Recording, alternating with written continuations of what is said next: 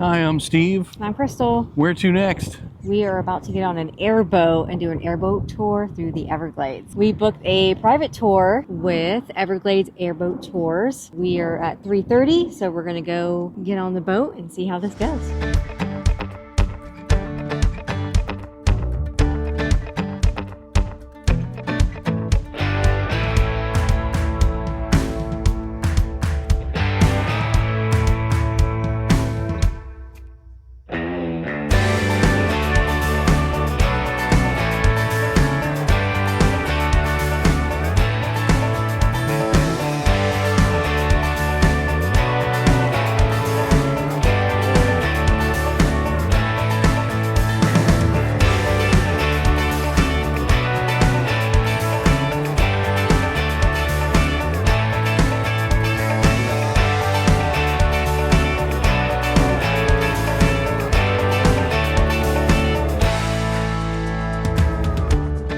You gotta be careful with that stuff, man. It's sharp. It is sharp.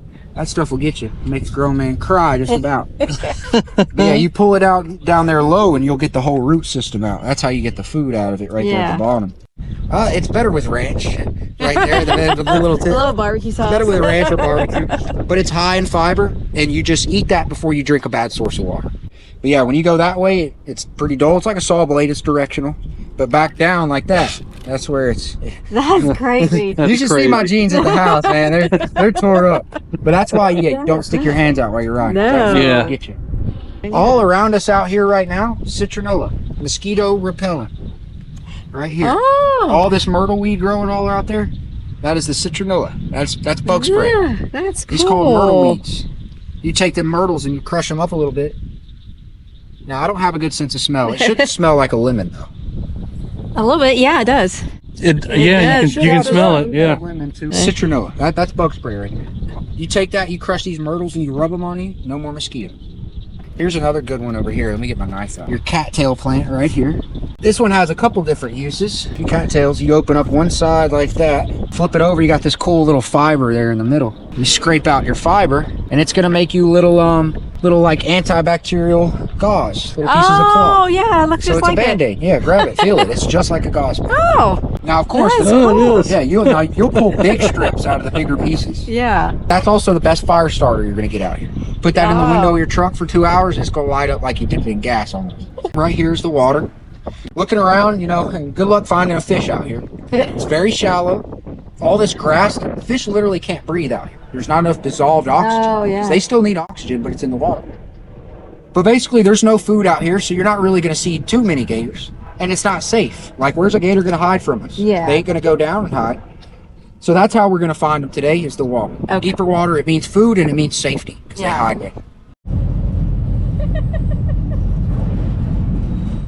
You're not gonna be able to look at a gator and say, oh, this one's head is pointy, or this one has, 8 claws, so it's a male or female. Yeah. There's no way you're gonna tell that unless it's bigger than 12 foot. If it's bigger than 12 foot, is 100% a male.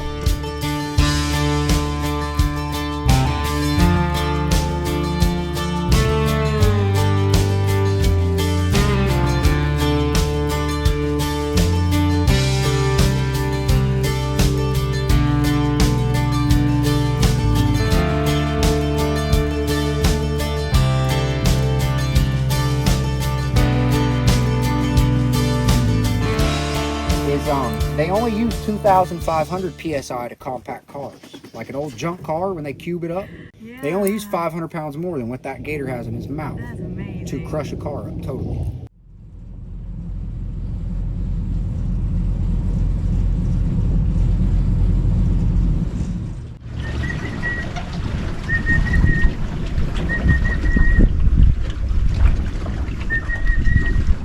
Try to call one of my favorite birds out here. Hold on, give me a second. Sometimes he takes his call.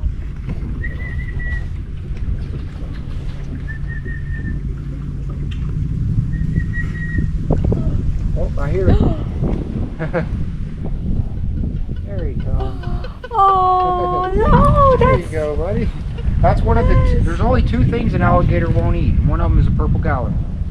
Alligators will not eat that bird. They won't touch them. No one really knows why for sure, why gators don't eat these birds. Personally, I think they have a relationship with alligators where that bird there will alert an alligator to a predator. Oh. So they live specifically with female gators. Like they will literally like attach themselves to a female. They live with one female gator. And basically they'll chirp at any raccoon, snake, river otter that they see. And that's going to alert the female specifically to the predators. All right, buddy. Well, you have eaten all the worms out of this place. I can't help you today. You already had your dinner. It's like, no, I didn't. Yeah. He's like, I flew all the way over here. Who knows? Look at And walking on the lily pads. See, so you get your little hole. Boom. Oh, there is Little one. bonnet worm. So of course they're pretty good fishing bait too. But they turn into like copycat monarch butterflies. So like little orange and black butterflies is what they turn into. Are you waiting for it? Let's see if he'll even come get it. You know I got you. Come on. Come on. I just see it. Come on. You make me hand it to you? Don't you bite my finger off. Oh, you almost got it. Oh, there you go. Yay! We always call them Jesus birds growing up because they walk on the water because they just run across the lilies. They don't really fly too well. They just run across, but they're safe from the alligator. You know, the gator's protecting them too. Yeah.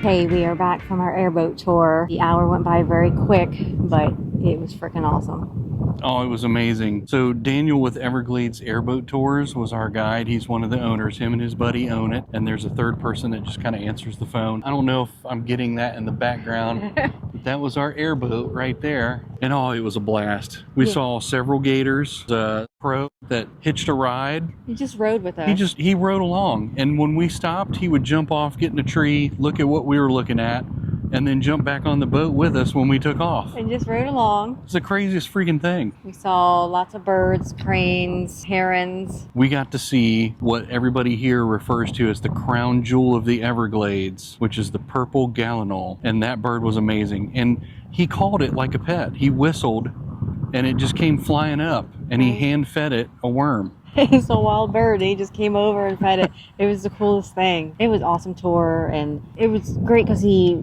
was educational, and he would get close to the gators, but he would not bother them. He was very respectful of the wildlife. It was so nice just cruising through this ecosystem. It's so diverse. And it's like 78 degrees, 75 degrees, something like that here right now. So riding on that airboat, the breeze hitting you, you're flying over the Everglades. Yeah. It was just a beautiful ride. It was just such a good experience. If you guys ever get a chance, come down to southern Florida, you got to make sure that you hit up the Everglades Airboat Tours. I'm going to put this on the bottom here. I'm going to actually show you a picture of his business card so that way you can book the same tour we had. Yeah, highly recommend. If you like this video, please give it a thumbs up and be sure to follow along for our future adventures. And please subscribe because that helps us more than you know, and we truly appreciate it. And make sure you keep a lookout for our upcoming videos where we will answer the question, Where to next?